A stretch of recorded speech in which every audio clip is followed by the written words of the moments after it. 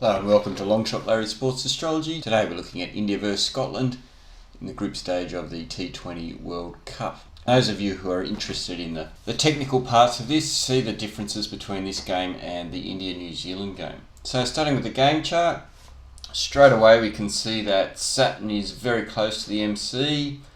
Saturn is applying about 30 minutes away.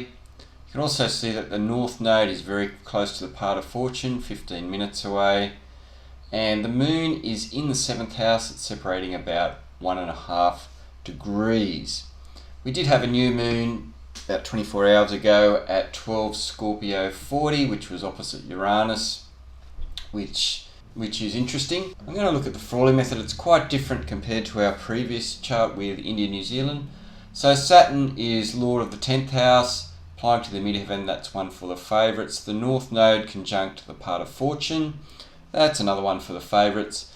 The moon in the 7th is one for the underdogs. Probably means Scotland's going to play a bit better than anticipated. Not enough to win by its own, but it does help the underdog somewhat.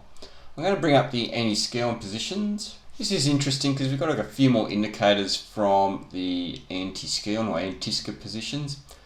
You can see for the underdogs that Saturn is in the 7th house. It's Lord of the 10th. So that's another one for the underdogs. However, you've got the anti-scion of the moon on the MC as well. That's another one for the favourites. And the moon's final aspect in 5 degrees or so, which is about the time for a T20 game.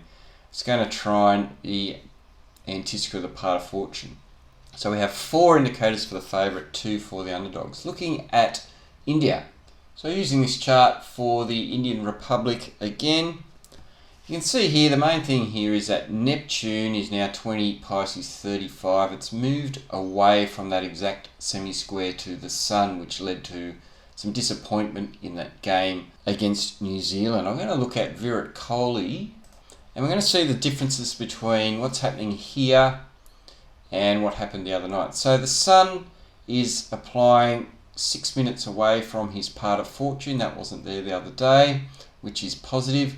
If you've got Saturn on the MC, he is now 7 minutes away from trining his Venus. Venus rules the MC, so that's another winning indicator there. His Saturn natally is conjunct Uranus, rules his ascendant, close to the ascendant, and square Mars. So it's powerfully positioned.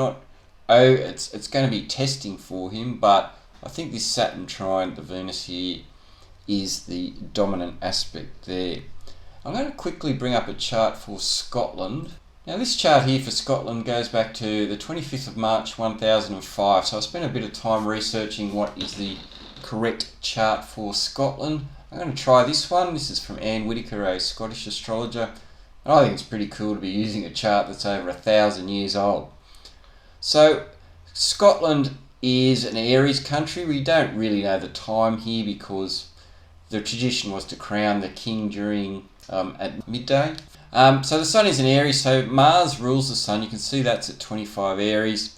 And Mars natally is applying to a square to Saturn. So this Saturn on the MC, I don't think that's very positive for Scotland. So what's happening in summary here? You've got that node conjunct the part of fortune. I think that's good for the favourites. Saturn on the MC, once again, I think that favours India. The new moon yesterday, I don't think I think it's overpowered by that Saturn on the MC today for India. We also have a couple of other positions there in the Frawley method, which I think is interesting, but you ended up with a total of 4-2 for the favourite. Neptune is past that semi-square to the Sun for India, so they no longer have that working against them. Virat Kohli looks better today, especially that Saturn on the MC trine his Venus ruling the MC. And Scotland, well, we're going to see how this country chart goes. It has the Saturn square Mars ruling the Sun, so not very good. I mean, everyone expects India to win this game. They're very, very short priced, $1.03 or something. I mean, if Scotland won this game, it would be the biggest upset in 2020 ICC history, I'm pretty sure, but I don't see that happening. This is just a video for those of you who are really interested in the subtle changes that occur from game to game. Okay, thanks for watching, and we'll see you in the next one.